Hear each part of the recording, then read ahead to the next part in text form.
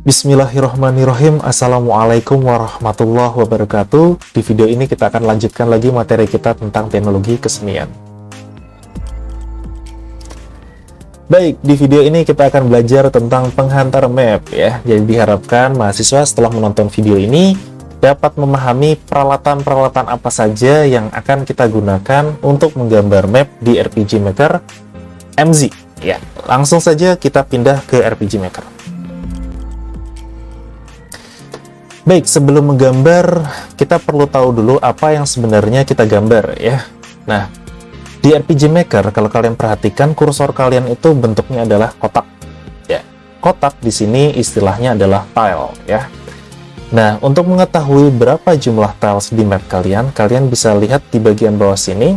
Sini ada nama map kalian, map 1, dan ukurannya adalah 17x13. Artinya map kalian itu punya lebar 17 tile dan tinggi atau tinggi ya 13 tile. Untuk mengubahnya di mana? Kalian bisa klik di map 1 ya, klik kanan kemudian edit.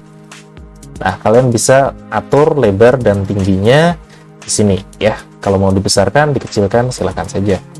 Nah, untuk sementara kita biarkan.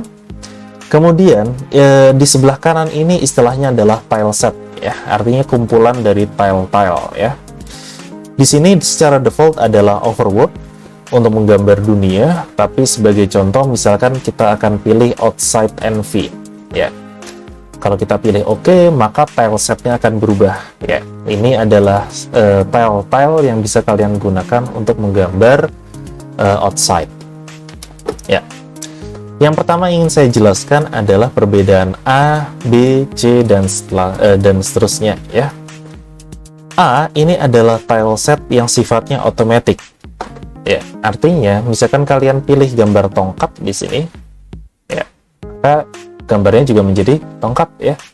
Nah, yang terjadi ketika kalian klik tongkat lagi di sebelahnya, maka secara otomatis akan tersambung ya, secara otomatis ya.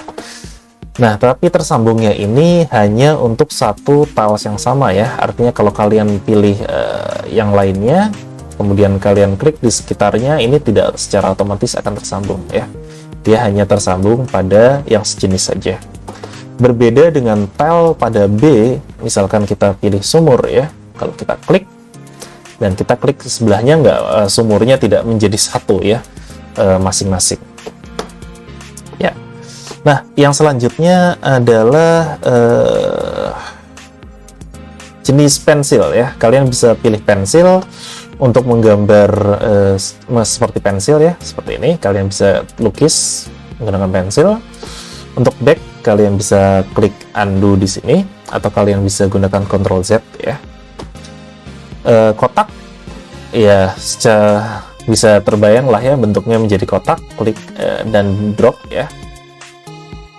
Kemudian lingkaran juga bentuknya menjadi relatif bentuk lingkaran.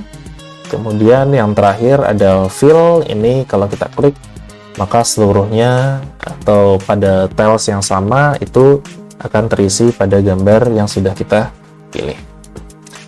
Yang selanjutnya kita bisa memilih tile set ini beberapa sekaligus ya. Jadi misalkan saya mau menggambar beberapa objek sekaligus, misalkan rumput, di sini ada bunga dan bunga ya. Saya mau pilih 4 ini sekaligus, kita bisa ya pilih. Maka kursor kita akan menjadi lebih besar. Kalau kita klik sekaligus, waduh maaf ya, kita pilih pensil saja deh ya. Kalau kita klik sekaligus, maka dia akan menggambar 4 tile set secara bersamaan. Hal ini sangat berguna ketika kalian menggambar objek yang ukurannya lebih besar daripada satu tile ya. Contohnya seperti pohon gitu ya. Kalian bisa pilih 4 sekaligus, kalian bisa gambar pohon dengan cepat ya, nggak perlu satu-satu. Atau pohon yang seperti ini ya, vertikal, kita bisa memilih 2 tile sekaligus. Oke, itu. Kemudian kalian juga bisa pilih gambar tile kalian bukan hanya dari tile set yang ada di sebelah kiri ini, tapi kalian juga bisa pilih dari map kalian. Caranya bagaimana? Gunakan klik kanan ya. Jadi misalkan saya mau memperpanjang pagar saya ya, kalian bisa klik saja klik kanan pada gambar pagar ya, pada tile pagar. Kemudian klik kiri pada lokasi yang kalian ingin gambar ya. Maka dia secara otomatis akan memilih berdasarkan apa yang sudah kita klik kanan ya. Begitu pula kalau kita mau memilih berapa objek sekaligus, kita bisa klik kanan, kemudian kita drag ya, kita pilih 4, maka kita bisa lanjutkan untuk menggambar pohon ya. Oke, itu. Kemudian selanjutnya adalah posisi gambar terhadap karakter ya. Sebagai contoh, misalkan saya gambar rumput sajalah ya. Saya mau gambar beberapa rumput di sini. Kemudian cobalah kita mainkan permainan ya. Kita play, save.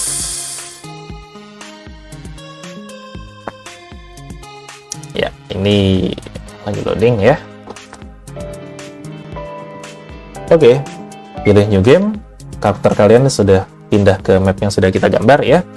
Kalau kalian perhatikan, karakter kita ini bisa berada di atasnya gambar ya, berada di atasnya tile ya. Contohnya di sini ada tile rumput. Kalau saya injak, posisinya tilesnya itu berada di bawahnya gambar, berada di bawahnya karakter. Yang kedua adalah tiles yang tidak bisa ditembus. Contohnya seperti sumur. Ini kalau saya berusaha maju, tidak bisa ya, tidak bisa ditembus ya. Begitu pula dengan pagar. Ya. Dan yang ketiga adalah ketika tiles itu berada di atasnya karakter. Contohnya seperti bagian pohon ini ya. Kalau kita lewati, maka dia berada di atasnya karakter. Nah, apakah RPG Maker secara cerdas mengetahui apakah tile ini berada di atas atau di bawah? Tentu saja tidak. Kita harus atur itu secara manual. Di mana sebenarnya kalian bisa pilih itu di bagian sini ya, database, gambar gear ini, kalian bisa klik. Kemudian pilih ke tile, karena saya masuk di outside, kemudian saya pilih tile B. Nah, kalian bisa lihat, di sini ada yang gambarnya bintang. Bintang ini maknanya adalah gambarlah di atas karakter. Sedangkan yang X ini artinya tiles ini tidak bisa dilewati karakter ya. Dan yang terakhir adalah lingkaran, artinya kita gambar tile ini di belakangnya karakter. Kita bisa ubah status dari masing-masing tiles, tinggal diklik saja ya.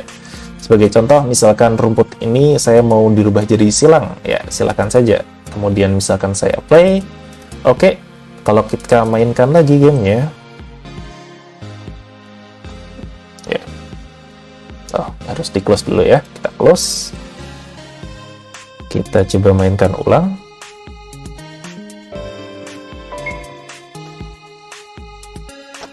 Ya, maka kita silang karakter yang beda kah? Coba lagi periksa, sorry ya. Oke, saya silang yang salah ya. Yang ini yang kita gambar ya. Coba kita silang di sini. Apply, oke. Kemudian coba kita mainkan ulang.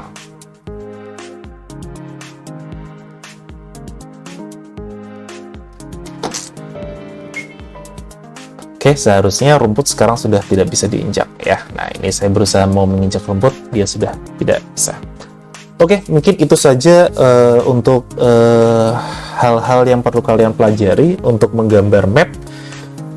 Mudah-mudahan ilmunya bermanfaat. Wassalamualaikum warahmatullahi wabarakatuh.